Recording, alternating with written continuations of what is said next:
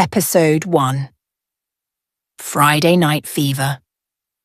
The music was already pumping through the walls of Lagos's most exclusive club, the Sunset. Neon lights flickered over the city's skyline, beckoning the wealthy and ambitious to a night of indulgence.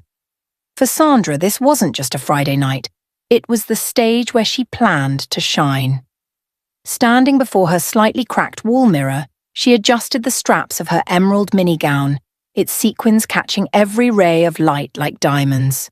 She twirled, admiring how the dress hugged her curves in all the right places. Her full lips curled into a satisfied smile. "Ah, today's look is giving 10 out of 10, she exclaimed, striking a playful pose. "I'm sure going to get heads turning with this look," she chuckled, her eyes gleaming with excitement. Her makeup was flawless, bold red lips, dramatic lashes, and a glow that seemed to radiate confidence. She slid her feet into a pair of silver heels, grabbed her designer clutch, a knockoff but who needed to know, and strutted out of her tiny apartment like a queen descending her throne. Outside, her Uber idled, the driver scrolling through his phone. Sandra hopped in and tossed her clutch on the seat. "To the destination on the map," she said with a playful flick of her wrist, feeling like royalty heading to a gala. At the Sunset. Meanwhile, inside the Sunset, Io was behind the bar, expertly mixing drinks.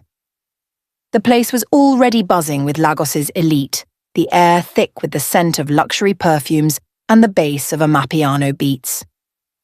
He wore his bartender uniform, a crisp white shirt rolled up to reveal strong forearms, and moved with precision, creating the club's signature cocktail, Sunset Bliss.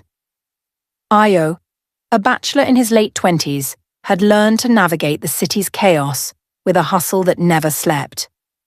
By day, he shouted over the din of Lagos streets as a bus conductor, his voice hoarse from calling destinations. By night, he polished his craft as a bartender, dreaming of owning his own bar someday.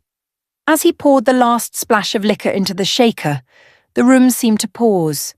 The entrance doors swung open, and in walked a woman who commanded attention, like a queen arriving at her court. Sandra. Her skin glistened like glass under the club's fluorescent lights. The emerald gown shimmered with every step she took, her hips swaying to a rhythm only she could hear. Heads turned. Conversations stopped. A hush fell over the section she walked into, replaced by whispers. "She screams money," Io thought, frozen mid-shake. Her smile was magnetic, and for a split second, he imagined walking up to her, asking for her name, and maybe, just maybe, convincing her to stay for one of his cocktails. But reality hit him like the roar of a Danfo bus in traffic. "Big babe like her, no-day look person like me," he thought bitterly, returning to his drink with a resigned sigh. He was just a bartender after all, hustling to make ends meet. Across the room, Sandra spotted her target, a table of men popping champagne with reckless abandon. Her smile widened. "Tonight na my night," she thought as she approached, her heels clicking against the marble floor. From the bar, Io watched her, an inexplicable pull keeping his eyes glued to her every move. But then, something happened. As Sandra reached the table, one of the men, a burly figure in an expensive agbada, turned to her and said something inaudible over the music. Her confident expression faltered for a fraction of a second.